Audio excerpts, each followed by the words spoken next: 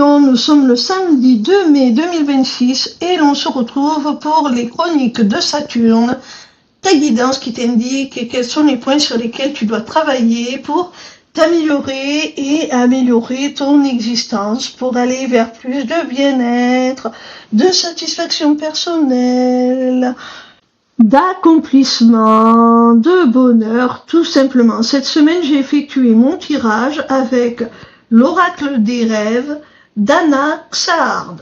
La première carte que j'ai tirée est celle de la fuite.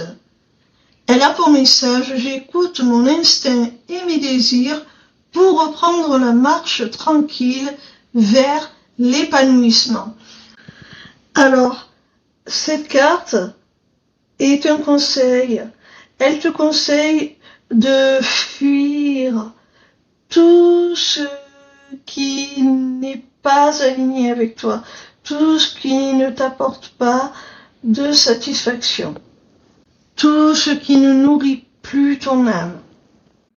Alors elle nous indique, cette carte, que justement tu as du mal à te détacher, à prendre de la distance avec ce qui pourtant n'est pas du tout constructif pour toi. Tu as le droit, lorsque certaines relations, certaines activités ne sont pas raccord avec tes principes, avec tes valeurs, avec tout simplement ce qui te plaît, eh bien de t'en écarter tout simplement. C'est ta liberté. Ose exprimer ton libre arbitre.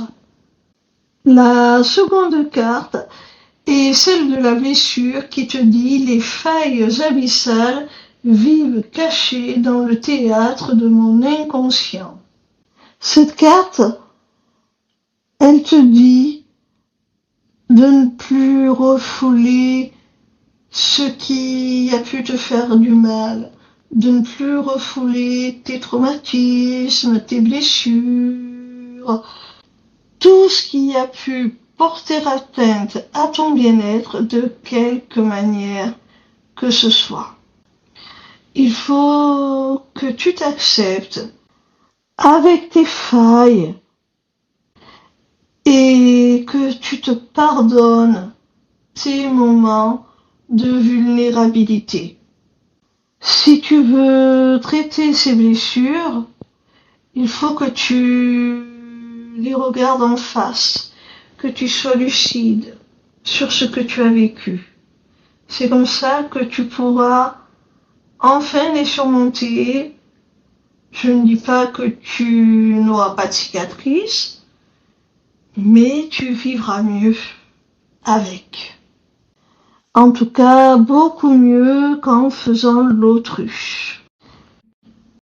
La troisième carte que j'ai tirée se nomme le trésor et elle a pour message: au cœur du silence intérieur rayonne l'unique joyau.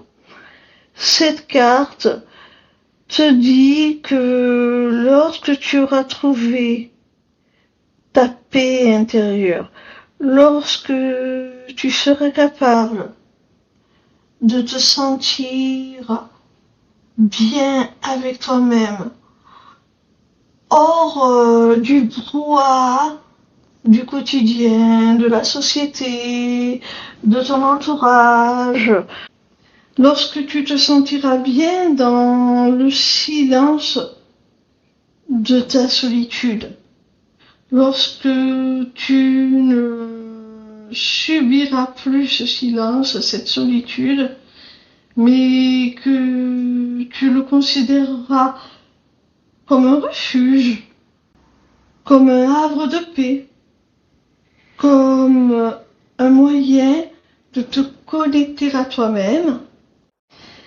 et bien là, tu seras capable de t'apprécier, de reconnaître ta propre valeur, de te connecter aussi à ta créativité, à ton inspiration, Et c'est là que tu vas révéler tout ton plein potentiel.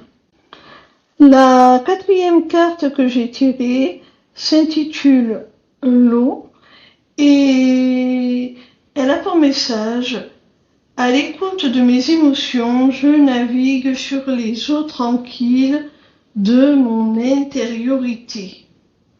Cette carte, elle te dit tout simplement de te connecter à tes émotions, de les écouter. Elles sont des messages de ton âme. Tes émotions sont un peu comme une boussole qui t'indique si tu es sur le bon chemin, si tu es à la bonne place ou pas.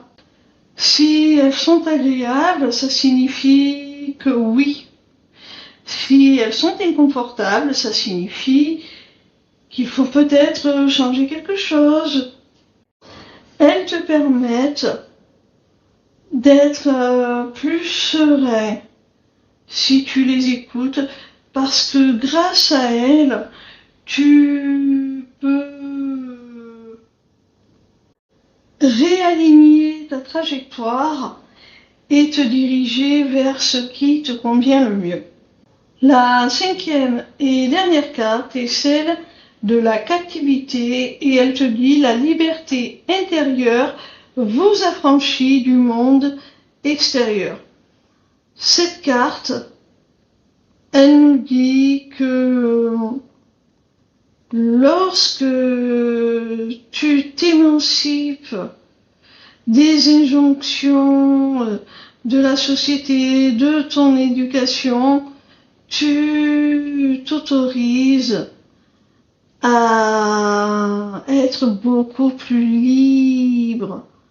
Tu es déjà beaucoup plus libre dans ta tête, dans tes schémas de pensée, dans tes croyances, dans tes raisonnements. Et tu es beaucoup plus libre tout court. C'est le fait de vivre pleinement, en pleine conscience, pour toi-même, de n'avoir pour référence seulement tes propres critères, tes propres schémas de valeurs, qui te rend réellement libre.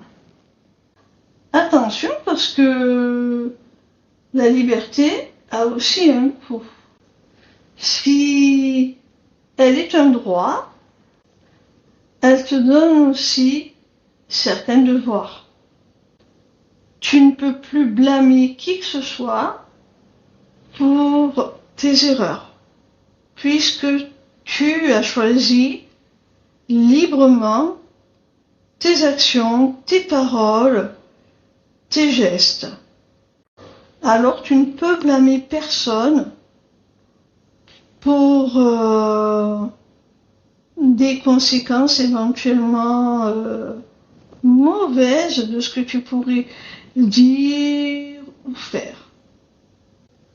Tu dois en assumer l'entière responsabilité et ça, c'est le revers de la médaille.